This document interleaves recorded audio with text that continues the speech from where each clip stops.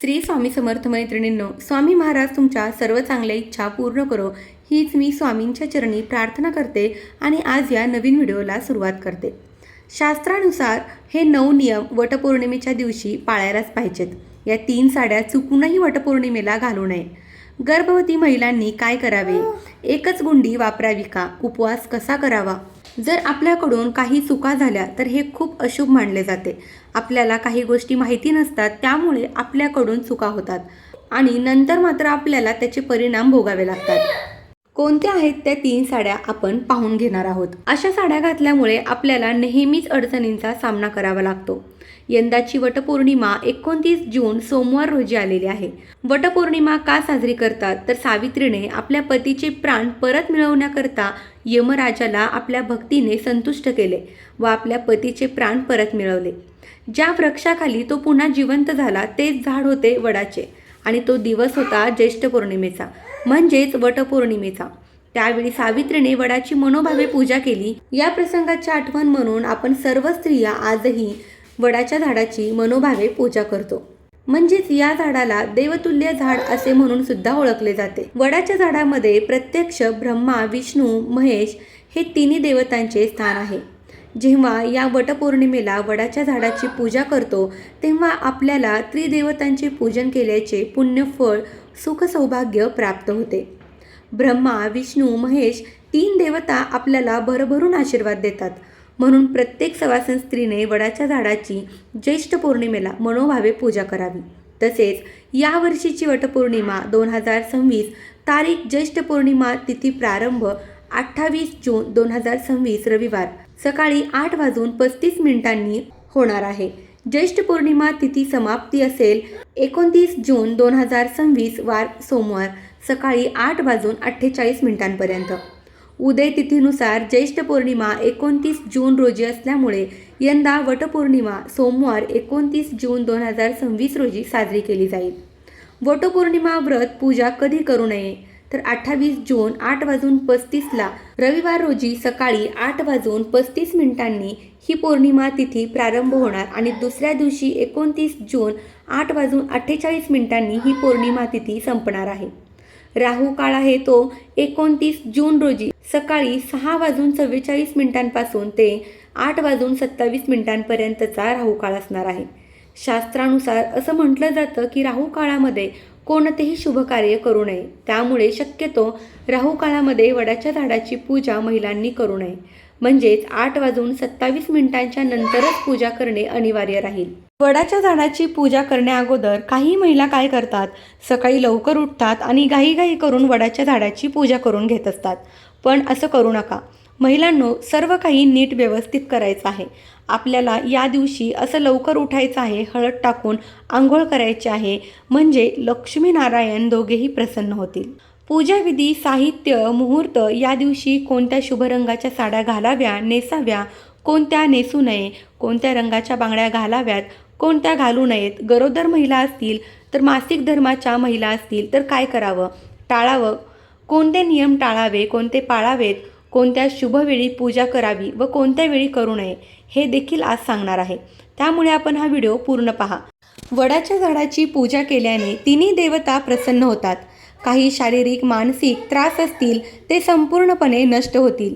या दिवशी महिलांनी आंघोळ केल्यानंतर लगेच आपल्या देवघरात देवांची छानशी अशी विधिवत पूजा करायची आहे। सोमवार आलेला आहे, त्यामुळे आपल्या भोलेनाथाचा हा दिवस आहे। माता पार्वतीची सुद्धा छानशी विधिवत पूजा करा। तसेच माता लक्ष्मीची सुद्धा पूजा करा। मूर्ती असेल, फोटो असेल तर पुसून घ्या। मूर्ती असेल तर छान पंचामृताने किंवा गाईच्या कच्च्या दुधाने अभिषेक करा।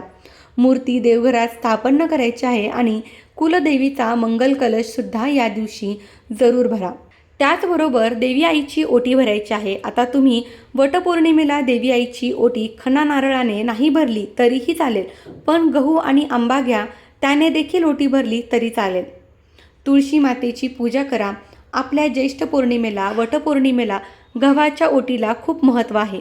आपण इतर वेळी अख्ख्या तांदळाची ओटी भरत असतो, पण यावेळी ज्येष्ठ पौर्णिमेला जेव्हा आपण वडाच्या झाडाजवळ ओटी ठेवतो किंवा 5 बायकांना ओटी भरतो आंब्याने, तेव्हा गव्हाला खूप महत्त्व आहे। महिलांनो, या दिवशी गव्हाचाच वापर करा। आपल्या कुलस्वामिनीची ओटी भरताना, तुळशी मातेजवळ ओटी ठेवताना किंवा वडाच्या झाडाखाली ओटी ठेवताना, 5 बायकांची ओटी भरताना तुम्ही मोठमोठे असे गहूच वापरायचे आहेत. तांदूळ अजिबात वापरू नका. गव्हाला खूप महत्त्व आहे. सोन्यासारखं सुख ऐश्वर्य तुमच्या ओटीत देवी आई साक्षात लक्ष्मी माता देईल, म्हणून गव्हाचाच वापर करायचा आहे. वडाचे झाड हे धार्मिकरित्या जितके महत्त्वाचे आहे, तितकेच शास्त्रीयदृष्ट्या वडाचे झाड 100 वर्षापेक्षा जास्त काळ जगते. त्यामुळे सौभाग्यवती स्त्रिया त्यांच्या पतीला दीर्घायुष्य लाभावे, त्यामुळेच हे व्रत मनोभावे करत असतात. वडाचे झाड हे 100 वर्षापेक्षा जास्त दिवस जगते. त्याचप्रमाणे पतीला सुद्धा असेच दीर्घायुष्य लाभावे, अशी प्रत्येक महिलांची ईश्वराच्या चरणी प्रार्थना असते आणि जन्मोजन्मी हाच पती भेटावा, यासाठी महिला मनोभावे वटपौर्णिमेचे व्रत करतात. वटपौर्णिमा पूजा पद्धत. वटपौर्णिमेच्या दिवशी विवाहित स्त्रियांनी स्नान करून 16 शृंगार परिधान करावे.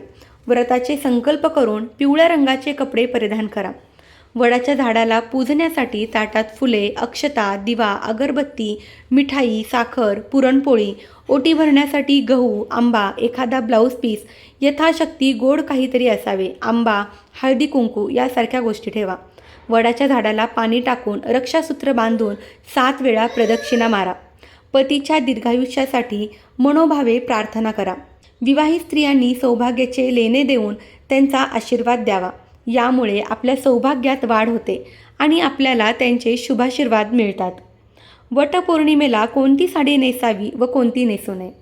वटपौर्णिमेच्या दिवशी हिरव्या रंगाची साडी जर महिलांनो तुमच्याकडे असेल तर अवश्य परिधान करा. सुख सौभाग्याचे प्रतीक आहे हा हिरवा रंग. हिरवा रंग देवी आईचा आवडता बहरलेला शुभ रंग आहे, म्हणून हिरवा रंग जास्त करून हिरवा रंग जर परिधान केला तर सुख सौभाग्यात वाढ होईल. त्याचबरोबर तुमच्याकडे लाल रंगाची साडी असेल, पिवळ्या रंगाची म्हणजेच हळदी कुंकवाचा शुभ रंग आहे. प्रत्यक्ष माता लक्ष्मी, श्रीहरी विष्णू, आपला गणपती बाप्पा यांचा प्रिय रंग आहे, म्हणून हे सुद्धा रंग तुम्ही परिधान करू शकता. त्याचबरोबर केशरी रंग आनंदाचा, उगवता सूर्यासारखा तेजस्वी रंग आहे. केशरी म्हणजेच ऑरेंज कलरची साडी असेल तर तुम्ही ती परिधान करू शकता. परंतु या दिवशी चुकूनसुद्धा काळा रंग असो, पांढरा रंग असो किंवा या दिवशी निळा रंगसुद्धा तुम्हाला परिधान करायचा नाही आहे. तसेच मासिक पाळीत वापरलेली साडी चुकूनही वटपौर्णिमेला घालू नये आणि सुतकमध्ये वापरलेली साडी देखील वटपौर्णिमेला घालू नये. किंवा तुमच्याकडे लाल रंगाच्या साडीवर काळ्या रंगाच्या छटा आहे तर अशी साडी देखील तुम्हाला वटपौर्णिमेच्या दिवशी परिधान करायची नाही. पूजा झाल्यावर सुद्धा वटपौर्णिमेच्या दिवशी काळा आणि पांढरा रंग असलेले तुम्ही घरचे कपडे देखील या दिवशी परिधान करू नका. सोमवार आलेला आहे, वटपौर्णिमा, शुभ रंग आपल्याला परिधान करायचा आहे. हिरवा रंग परिधान करा, लाल रंग परिधान करा, पिवळा, ऑरेंज, गुलाबी, जांभळा या कलरच्या साड्या आपण परिधान करू शकतो. तुम्ही वांगी कलरची साडी असेल तुमच्याकडे ती सुद्धा तुम्ही परिधान करू शकता. त्याचबरोबर महिलांनो, हिरव्या काचेच्या बांगड्या सौभाग्यवती स्त्रियांनी या दिवशी हातात नक्की घालाव्यात.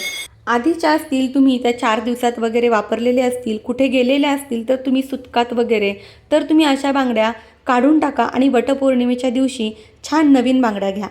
जरी कमी भरल्या, तुम्ही 6 भरल्या तरीही चालेल. कपडे मात्र 4 दिवसात वापरलेले वगैरे कपडे असतील तर असे कपडे सुद्धा चुकून घालू नका. तर असे कपडे घालून सुद्धा तुम्ही महिलांनी वडाची पूजा करू नका. वडाच्या झाडाची पूजा करताना वडाच्या झाडाखाली जाऊनच पूजा करायची आहे. फांद्या वगैरे तोडून आणलेल्या आहेत आणि तुम्ही त्याची पूजा करताय तर असं चुकूनही करू नका. जर वडाचे झाड लावायचं असेल, वडाचं तुम्ही नवीन झाड घेऊन या आणि झाडाची पूजा केली आणि नंतर ते झाड तुम्ही एखाद्या गार्डनमध्ये तुमच्या घराजवळ लावलं तर अतिशय उत्तम. पण फांद्याची पूजा तुम्ही करू नका. फांदी तोडण्याची चूक या दिवशी अजिबात करू नये. या दिवशी आपल्याला झाडाचीच पूजा करायची आहे. बऱ्याच महिला फांद्याची पूजा करतात, पण चुकूनसुद्धा असे करू नका. फांदी तोडायची नाही, झाडाचीच पूजा करायची आहे. बघा, बऱ्याच ठिकाणी झाडं असतात, आपण झाडाखाली जाऊनच पूजा करायची आहे. या दिवशी कुणाचा अपमान करू नका, कोणाला कमी लेखू नका. कोणत्या रूपाने देवी आई आपल्या घरी येईल आणि आपल्याकडून पाहुणचार करून घेईल, मान सन्मान करून घेईल सांगता येत नाही. म्हणून प्रत्येक स्त्रीचा आपण मान सन्मान करायचा आहे. कुणाचाच अपमान होणार नाही याची प्रत्येकाने काळजी घ्यायची आहे. मांसाहार, मद्यपान होणार नाही याची काळजी घ्या.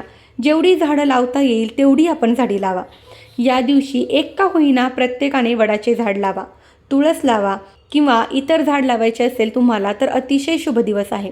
वटपौर्णिमेच्या दिवशी आपल्या घरात शांतता राहील याची प्रत्येकाने काळजी घ्यायची आहे.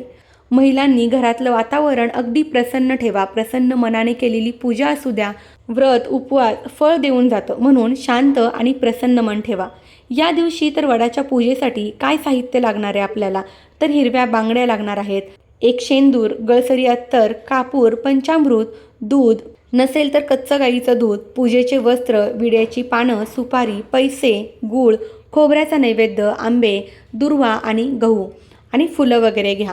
तुम्हाला जर वडाच्या झाडाला एखादा हार घालायचा असेल तर तुम्ही हार घेऊ शकता. याशिवाय आपण नेहमीच पूजा करत असतो, त्यामुळे आपल्याला सर्व महिलांना माहिती आहे. प्रथम आपण गणपतीची सुपारी मांडून स्थापना करायची आहे. पहिल्यांदा वडाच्या झाडाखाली गेल्यानंतर पहिल्यांदा गणपती मांडायचा आहे. तुम्ही विड्याची 2 पानं मांडायची आहेत, त्यावर सुपारी ठेवायची आहे आणि गणपती बाप्पाची आपल्याला प्रथम पूजा करून घ्यायची आहे. हळद, कुंकू, अक्षता, फूल, दुर्वा वाहून पंचोपचार पूजा करायची आहे आणि त्यानंतर आपल्याला वडाच्या झाडाला थोडं दूध किंवा पंचामृत किंवा पाणी अर्पण करायचं आहे.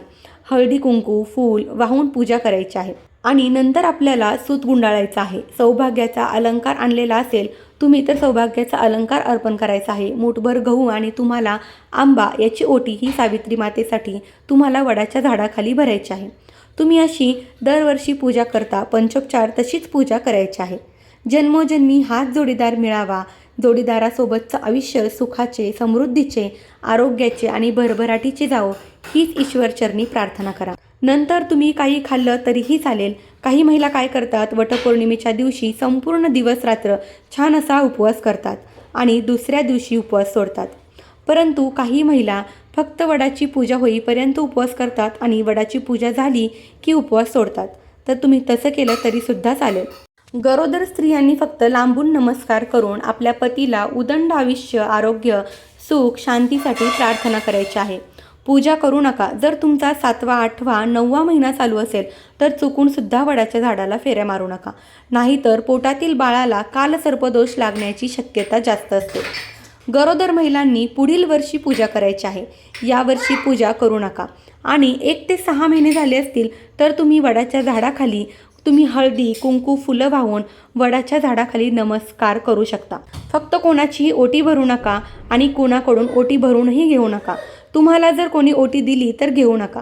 शक्यतो पूजा करण्यासाठी जाऊच नका, पण चुकून गेला तर फेऱ्या मारू नका.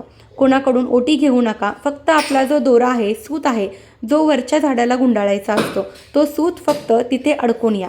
म्हणजे त्याच्यातील दोरा वरील दोऱ्यामध्ये अडकवा आणि गुंडी अशीच खाली सोडून द्या. गरोदर महिलांनी हे नियम पाळायचे आहेत. महिलांनो, आपण सर्व स्त्रिया वडाच्या झाडाखाली वटपौर्णिमेला पूजनासाठी गेल्यानंतर एकीचा सूतगुंडी दुसरीला देऊ नका. ही चूक अजिबात करू नका. मी काही ठिकाणी बघितले 7 फेरे मारून घेतो, दोरा तोडून घेतात आणि दुसरीला देऊन देतात. तर अशी चूक अजिबात करू नका. वडाला 7 फेरे मारताना 7 वेळा धागा गुंडाळून उरलेला धागा सूतगुंडी तिथेच खोचून द्या की तोडण्याची, कापायची चूक करू नका.